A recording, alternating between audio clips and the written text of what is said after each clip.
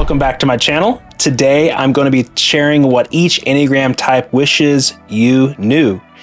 You'll want to keep watching because there are insights that come directly from real people and not from Enneagram books. In fact, a lot of what people shared with me go against what you read in the books and break down some of the stereotypes people have of each type. Are you intrigued yet? By the way, in case we haven't met, my name is Tyler Zock, and I'm the author of the 40-Day Enneagram Devotional Series and your personal guide to helping you transform your life, relationships, and workplace by giving you spot-on truths for your type. If you're a fan of the Enneagram and think that the Enneagram does not put you in a box, but rather helps you get out of the box, then hit that like button right now. And while you're at it, smash that subscribe button so that you'll get notified when I come out with my video next week. Okay, without further ado, let's get to it.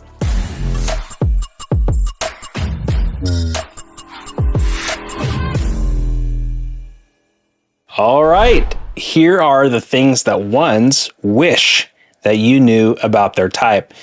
First, how exhausting it is to be a one. Second, I tell you ways to improve, not to criticize, but because I love you. Third, I rarely say yes because of the level of perfection that saying yes requires. Fourth, I'm not trying to be critical, it's just that misspelled words assault me. And then fifth, grace is a word I'll never fully grasp. Interesting, huh? Well, what strikes me the most from hearing these comments from Enneagram 1s is the last one, that grace is a word I'll never fully grasp. It just shows how hard ones are on themselves and therefore how exhausting it is to be a one. They need us to show them lots of grace and not misinterpret them when they are giving us advice because it comes from a place of love first and foremost. Okay, what do twos wish that you knew? Here's what they say. 1, I think about our relationship all the time and don't want to disappoint you. Second, I'm not always as happy as I appear.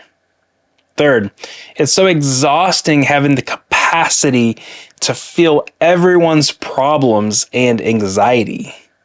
Fourth, my helping will never be baking or volunteering, but words of affirmation and encouragement.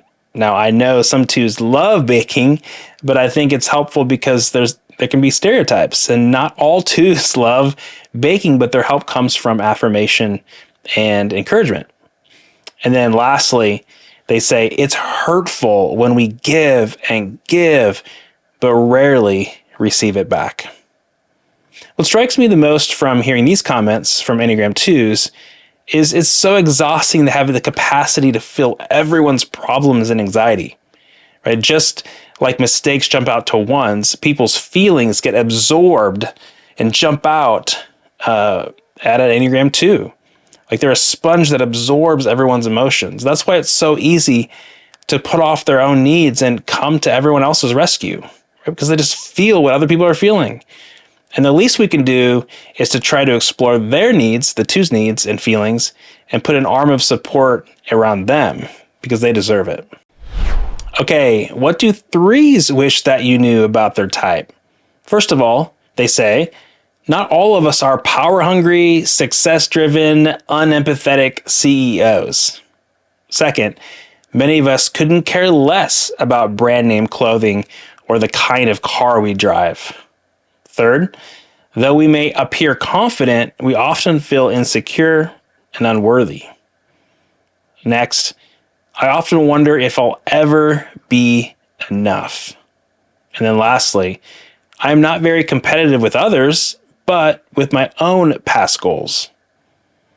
What strikes me the most from hearing these comments from Enneagram 3s is, though we may appear confident, we often feel insecure and unworthy. I'm a 3 myself and totally agree with this. People may assume that because we are confident, we don't need people's encouragement, or when we are working so hard, it's because we don't love people. But the main reason is we are just trying to figure out if we have worth behind the mask that we wear, right? So keep on encouraging us and loving us. Here is what 4s wish that you knew about them. First of all, they say, my intense feelings are usually not about you. Second, I want you to allow me to feel my feelings intensely without trying to help with platitudes or cliches. Third, though fours are thought of as being sad, I can be profoundly joyful. Fourth, though I have strong emotions, I also have a deeply rational side. And then lastly, I feel alienated, not different first. What strikes me the most from hearing these comments from Enneagram 4s is this one. I want you to allow me to feel my feelings intensely without trying to help. Right? When 4s look like they are down and out, all we want to do is fix them because it feels like something is wrong. But what they need most is for us to listen and validate their emotions. Along these lines, when they get emotional or dramatic, we shouldn't take it personally, but let them express themselves fully because it's not about us. Remember, it's not about the person, it's more so the issue. And if we give them space to do that, to be their authentic selves and express themselves fully, they won't feel disconnected or abandoned from us, but feel like they belong and feel like they're connected to us. Okay, what do 5s wish that you knew about them? Oh, here are some of the comments. 1, when I run out of energy, just give me space. I'll be back soon enough. 2nd, I actually enjoy being around people. 3rd, my silence is not a reflection of how much I love you. 4th, emotions can be draining, but it doesn't mean I don't feel them or care. And then lastly, I'm reserved, but extraordinarily warm and generous to those I love. What strikes me the most from hearing these comments from Enneagram 5s is probably this one. I actually enjoy being around people. For 5s, there's a deep desire for connection and intimacy like the rest of us. They're very warm and loving people, very devoted to those that they care about. The problem is that there's this fear that if they do take a risk and love, they'll experience catastrophic depletion. So these comments just reinforce the truth that 5s deep down want people and need people and are hungry for connection. Okay, here is what 6s wish that you knew about their type. First of all, they say, I am not a fearful deer, but a fearlessly brave in crisis. Second, we aren't trying to be negative, but protective when we process the what ifs with you. Third, I want to let my guard down, but can't until I trust you. Fourth, I want to be fully prepared because the people closest to me mean everything. And then fifth, my strong reactivity at times often comes from a fear of abandonment. What strikes me the most from hearing these comments from Enneagram 6s is, well, this one strikes me the most. We aren't trying to be negative, but protective when we process the what ifs with you. Being married to a 6 myself, I know how important it is to not misinterpret 6s as being negative all the time, but see them as protectors. Right? When they get reactive, when they feel reactive, it's out of a desire to raise the yellow flag about the issue, not so much the other person. And there's a big difference. Okay, here's what 7s wish that you knew about their type. First of all, they say, I don't like to be with people all the time. Okay. Second, life is not as easy as we make it look. We are sensitive and need your care.